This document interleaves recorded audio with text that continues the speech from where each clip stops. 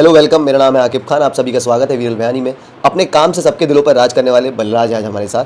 बहुत बहुत स्वागत है बलराज। थैंक यू भाई, थैंक यू सो मच। आप आए स्पेशली। मैं तो आपके पास आ नहीं सकता था, मैं इंजर्ड था, तो आप घर पे आए, उसके लिए बहुत बहुत शुक्रिया। थैंक यू सो मच, आपने अपना टाइम दिया। तो शुरुआत करेंगे इंजरी से। जब आपने बोला इंजर्ड, ये कैसे ये इंजर्ड हो गए आप, और थोड़ा सा बताएंगे मुझे? ये औकात से लंबी छलांग लगा दी मैंने क्रिकेट की फील्ड पे। उस वजह से हम लोग, ये हमारा CCL चल रहा है अभी, तो चन्ना स्वामी में हमारा मैच था। और one of the most favourite ground of everybody, जो भी क्रिकेट देखना चाहते हैं लोग या क्रिकेट खेलना चाहते हैं, उनके लिए Chinnaswamy is one of the best ground. और वहाँ पर हमारा तेलुगु वॉरियर के साथ मैच था, और बॉल पकड़ने के लिए मैंने डाइव किया, और डाइव थोड़ा ज़्यादा स्ट्रेच कर दिया, तो ये जो है मेरा हिस्सा पूरा ज़मीन के साथ ही लगा, और शोल्डर हल्का सा डिसलोकेट हुआ है, थोड़ा सा फ्रैक्चर हुआ है, और अभी यही हील चल रहा है। अभी इसको 1-1.5 महीना और लगेगा। अच्छा, ऐसा कुछ जब एक्शन होता है तो स्लोमो में देखने बहुत मजा आता है, लेकिन बाद में जो रिजल्ट उसका आया है, ये शायद से कुछ दिनों तक आपको तकलीफ देने वाला है। ये स्लोमो में देखने में मज़ा नहीं आता। स्लोमो में देखने के बाद पेन होता है, ये वाले इसको तो मेरे पास वीडियो पड़ा है। जब भी मुझे कोई पूछता है कि कैसे हुआ, तो मैं वीडियो दिखा देता हूँ, और वो वीडियो एक्चुअल में स्लोमो वाला ही है। तो वो पूरा ज़मीन पे ऐसे बम्प हुआ, और उसके बाद पूरा ये वाला इंजर्ड हुआ। तो हाँ, बट ये स्लोमो में देख के ये अच्छा लग रहा है लोगों को कि यार एफर्ट बहुत कमाल का था, तो थोड़ा सा कंसोलेशन प्राइज़ वाला फीलिंग आ जाता है मुझे। अच्छा, अब बात करेंगे आपकी जर्नी की। सो 2007 से, if I am not wrong, आपने शुरुआत की एंटरटेनमेंट इंडस्ट्री की। सो जर्नी कैसी रही 2023 तक की? 23 तक का सफ़र, क्योंकि मुंबई में आकर के रहना, इतना लंबा सफ़र तय करना इज़ नॉट ईजी। तो 16 साल की हो गई, 16 स्वीट 16 की जर्नी हो चुकी है अगर हम लोग पूरे सालों की बात करें। 2007 में शुरू किया था, पंजाब से शुरू किया था मैंने। हमारे पंजाब में कॉमेडी शो एक हुआ था, उसमें पार्टिसिपेट किया, उसके फाइनल्स तक पहुँचे, फिर वहाँ से धीरे धीरे धीरे मुंबई में पहुँचे। तो बहुत लंबी जर्नी है, बहुत लंबी कहानी है। पूरी डिटेल में मैं बताने चला जाऊँगा तो बहुत टाइम चला जाएगा।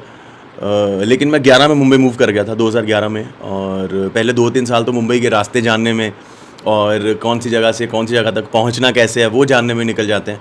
और तब बड़ी वो होती थी, कभी कभी फ्रस्ट्रेशन। तो मुझे हमारे एक सीनियर बोलते थे कि मुंबई में रहना अपने आप में एक काम है, काम तो बाद में अपने आप मिल ही जाता है अगर आप यहाँ पर टिके रहो। तो बहुत कमाल की जर्नी रही है, बड़े अप्स एंड डाउन्स आए, लेकिन मैं बहुत खुश हूँ मैं आज जहाँ भी हूँ, और अपनी मेहनत और घर वालों की दुआओं से पहुँचा हूँ। तो बहुत अमेजिंग जर्नी रही है, काफ़ी अप्स एंड डाउन्स हैं, बट काफ़ी कुछ अचीव किया है, and very much happy, not satisfied but very much happy where I am sitting today.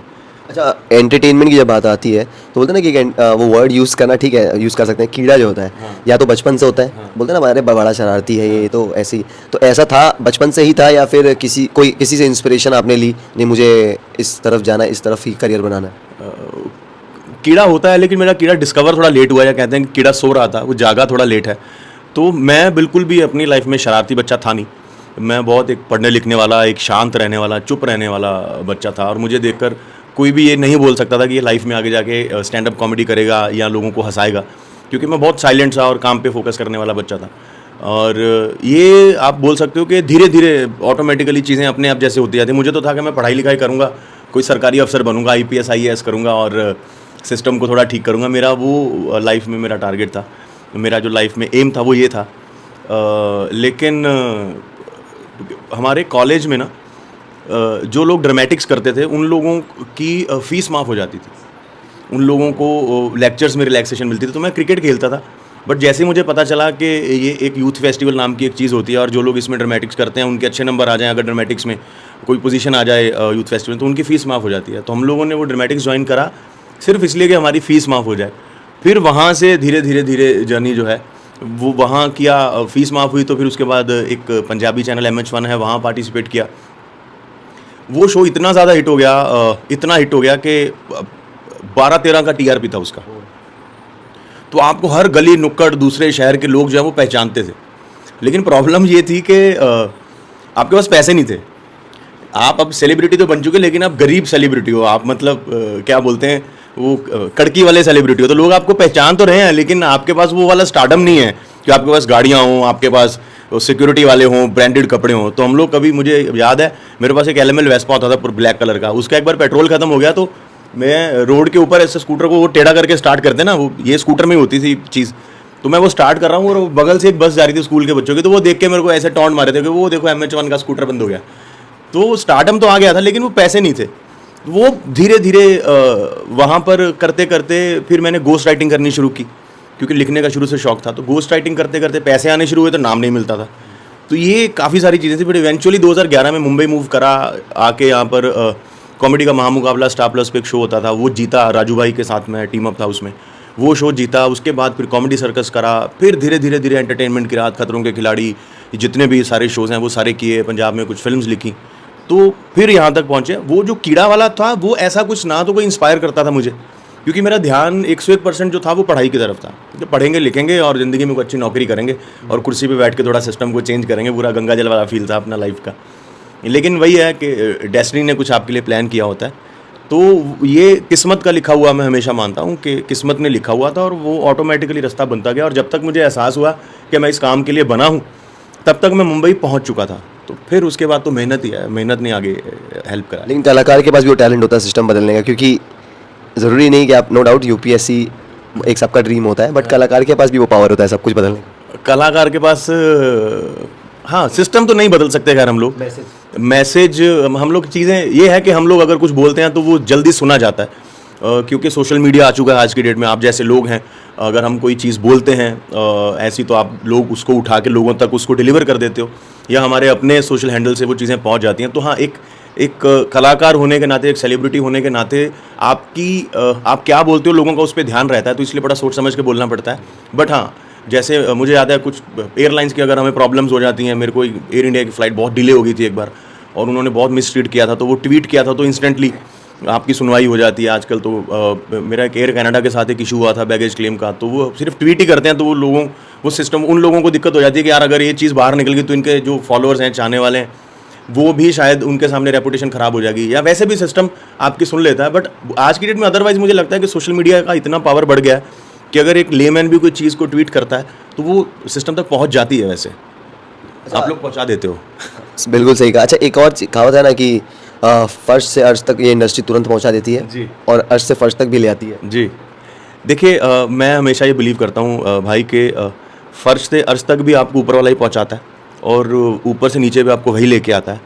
और अगर आप अपनी चादर के हिसाब से पैर पसारते हो, अपने जो आपकी लिमिट है, जो आपकी सेविंग्स हैं, या जो आपका एक दायरा है, उसको उतना स्ट्रेच करो। ये एक इलास्टिक है, लेकिन उसको उतना स्ट्रेच करो कि वो टूटे ना।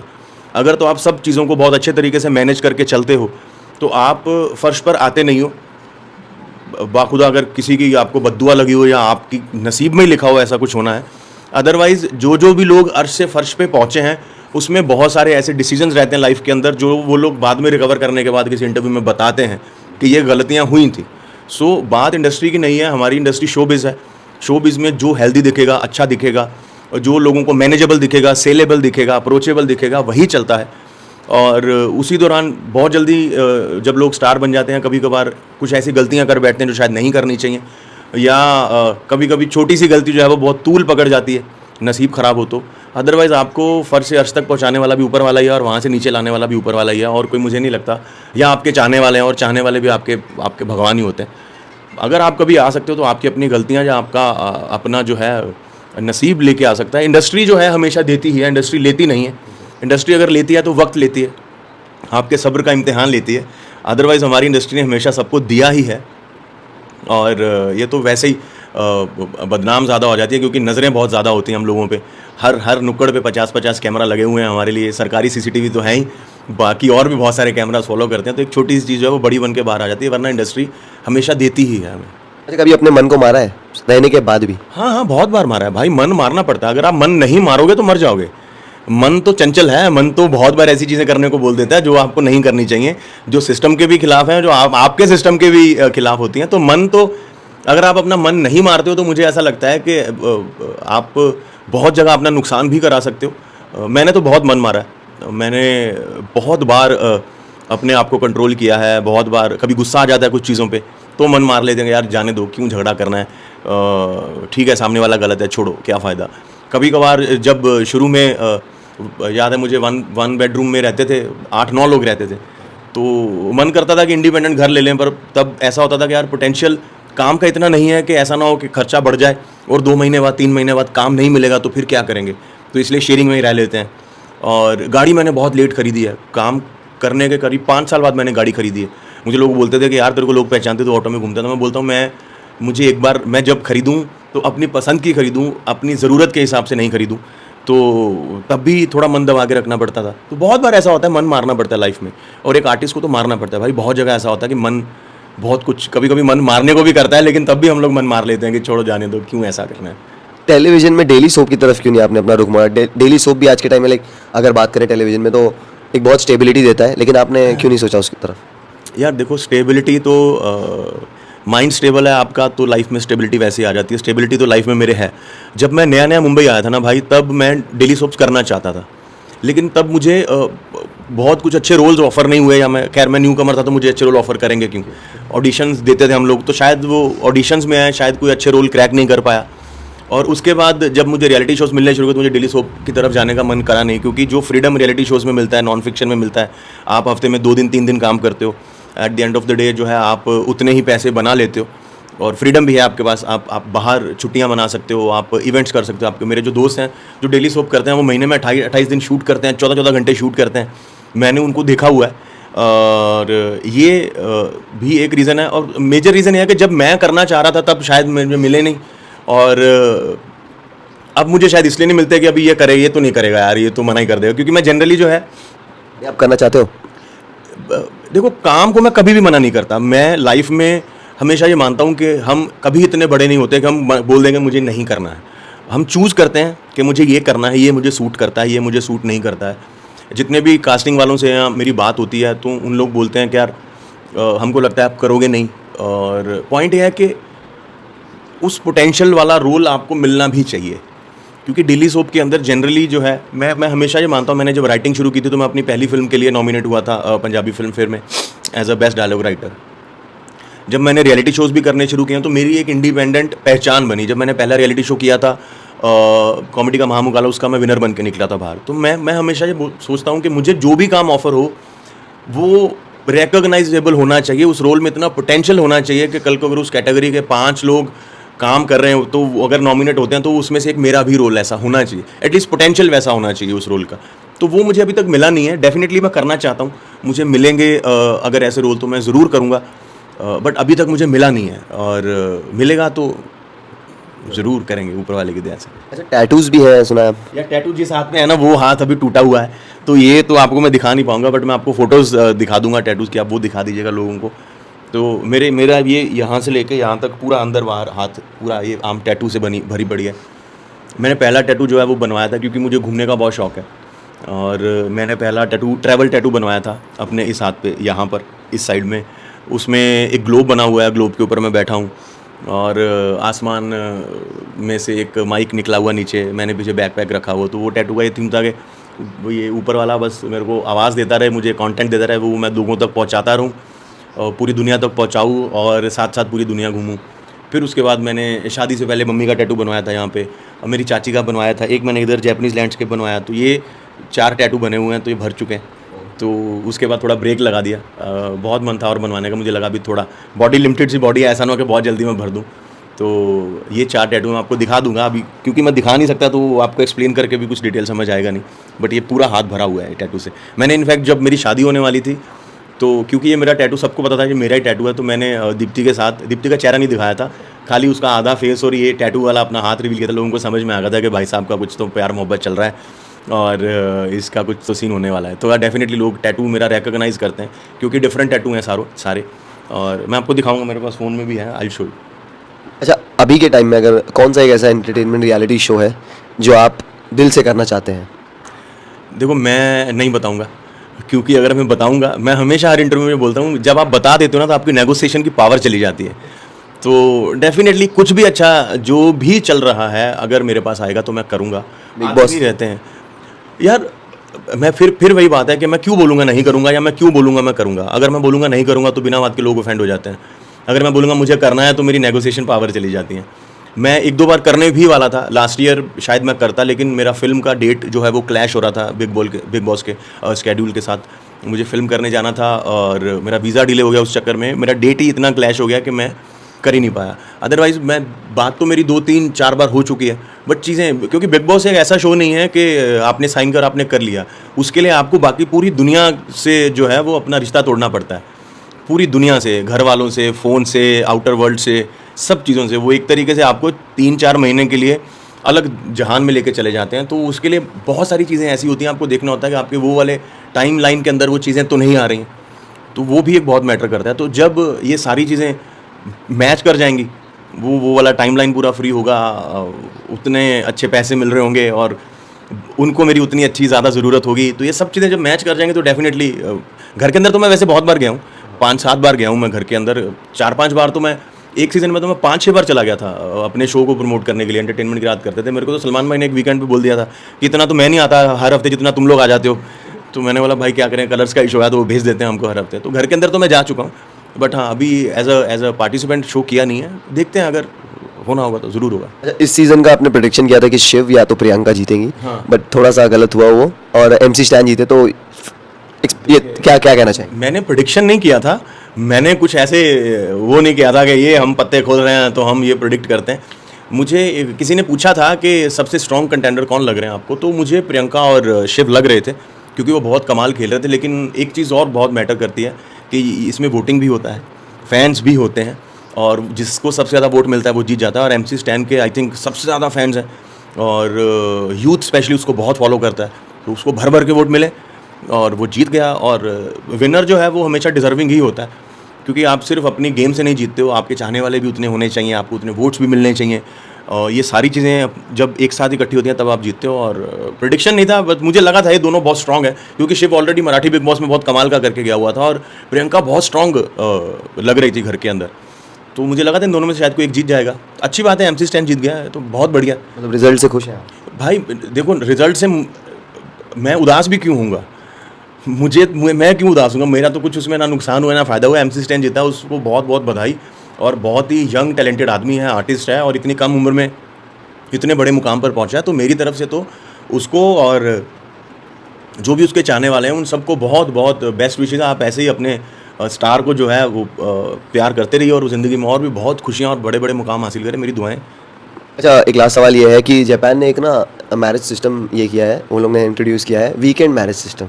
मतलब वीकेंड में पति पत्नी साथ रहेंगे, बाकी दिन अपने अपने अलग अलग रहेंगे। ये तो अय्याशियाँ उड़ाने का एक कुछ नया साधन बन गया है। ये किस तरीके की शादी हुई? 5 दिन पति पत्नी अलग रहें और सैटरडे संडे एक साथ रहें? वीकेंड पे मुझे लग रहा है ये मैरिज सिस्टम नहीं है, ये शायद उनका वो कम्युनिटी सर्विस टाइप है। वो 5 दिन आप अपनी ज़िंदगी जियो और 2 दिन जो है आपको पनिशमेंट काटनी पड़ेगी। ये कब हुआ है ये शुरू? ये सक्सेस होगा कि नहीं, आपको क्या लगता है? इंडिया में भी होना चाहिए? इंडिया में होना चाहिए भाई। इंडिया में इसके सक्सेस होने से पहले इंडिया में शादियां अनसक्सेसफुल करानी पड़ेंगी ना। पहले तो जो अच्छी तरीके से लोग रह रहे हैं ऑलरेडी, पहले तो अगर वो बोलेंगे अपने घर में कि ये करना है, तो पहले तो वो तलाक होंगे, फिर दूसरी शादी में सक्सेसफुल हो पाएगा नहीं हो पाएगा पता नहीं, पहली में तो नहीं हो पाएगा। हिंदुस्तान में तो इस तरीके का देखिए, हमारे यहाँ सोशल वैल्यूज़, फैमिली वैल्यूज़ बड़ी स्ट्रांग है, और हमारे यहाँ जो है शादी 7 जन्मों का बंधन बोल दिया जाता है। खैर, तो ये तो 7 दिन भी साथ में रहने ना दे रहे जापानी लोग, तो वो वर्कोलिक लोग हैं। मुझे ऐसा लगता है कि वो चाहते हैं कि 5 दिन पति पत्नी काम करें और सैटरडे संडे को छुट्टी मनाएं एक साथ। तो शायद वो रहेंगे भी अलग अलग क्या? हाँ, मतलब 2 दिन अपना साथ में रहेंगे, जब छुट्टी का दिन होगा पूरा 5 दिन कौन से घर में रहेंगे? अपने अपने घर में रहेंगे। मतलब उनको 3 घर चाहिए। सैटरडे संडे वो एक साथ रहेंगे, राइट, और 5 दिन अलग रहेंगे। तो वो 5 दिन अलग कहाँ रहेंगे? एक ही घर में अलग अलग रहेंगे? अब वो देखना पड़ेगा। यही तो बात है ना। इधर तो बॉम्बे में तो भाई एक घर नहीं मिलता, इधर तो मतलब इतने क्या रेट हो रखे हैं प्रॉपर्टी के, सोचो। इधर तो कामयाब नहीं हो पाएगा। यहाँ तो फिर पहले तो एक घर अपने लिए ढूंढो, एक अपनी वाइफ के लिए ढूंढो, उसके बाद सैटरडे संडे के लिए एक अलग घर ढूंढो, क्योंकि 5 दिन भैया तू अपने घर में, मैं अपने घर में, सैटरडे संडे फिर दोनों एक घर में रहा करेंगे। तो ये इससे शादियां तो पता नहीं, प्रॉपर्टी में काफ़ी बूम आ जाएगा, ब्रोकर और रियल एस्टेट वाले बड़े खुश हो जाएंगे, बट इधर तो ये पॉसिबल नहीं लगता मुझे। ठीक है, आपका आइडिया भी सही है। अच्छा, जाते थे फैंस को क्या मैसेज देना चाहेंगे, और कुछ हिंट देना चाहेंगे कुछ, ऐसे कि क्या कुछ पाइपलाइन में है, क्या चीज़ें और आपकी तरफ से देखने मिलने वाली है हमें, और कितने जल्द देखने मिलने वाली? मैंने अभी एक फ़िल्म डायरेक्ट की है, और लास्ट ईयर उसका कनाडा में हमने शूट किया था, सितंबर अक्टूबर में। इनफैक्ट अक्टूबर नवंबर में -30, -25, -20 इतनी ठंड थी वहाँ पर कि हाथ आपके जम जाते थे। वो ग्लव्स के अंदर हम लोग वो जेल, हॉट जेल के पाउचेस रख के काम करते थे।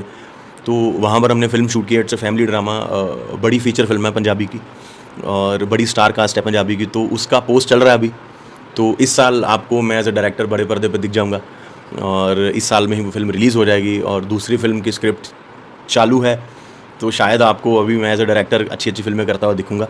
और बाकी टीवी का अभी फ़िलहाल 1 महीने के लिए तो सब बंद है, और इवेंट भी बंद है, सब बंद है 1 महीने के लिए, लेकिन हाँ टीवी पे 1-2 चीज़ों पे काम चल रहा है और लेट्स होप अगर जल्दी फाइनल हो गया तो पहले आप लोगों को पता चलता है, हमसे पहले आप लोगों को पता चल जाता है, आपके पास लिस्टें आ जाती हैं कि भैया ये होने वाला है, ये उसकी कास्ट है, ये इसके बारे में ये छाप दो, तो सबसे पहले तो आपको पता चलता है, तो आप लोगों को बता देते हैं। फिलहाल मेरी फिल्म आने वाली है इस साल एज ए डायरेक्टर, सो जिस तरीके से आपने मेरे शोज़ को, मेरी राइटिंग को, मेरे जितना भी मैंने काम किया उसको मोहब्बत दिया है, मैं चाहता हूँ कि मेरी फिल्म को भी उससे ज़्यादा मोहब्बत दीजिएगा, क्योंकि बहुत ही कमाल की फिल्म है। हम उम्मीद करते हैं कि सुपर डुपर हिट हो और आप ऐसे ही डायरेक्ट करते रहें, हम देखते रहें movie. Thank you so much हमसे बात करने के लिए। ऑल द बेस्ट भाई। Thank you very much, thank you.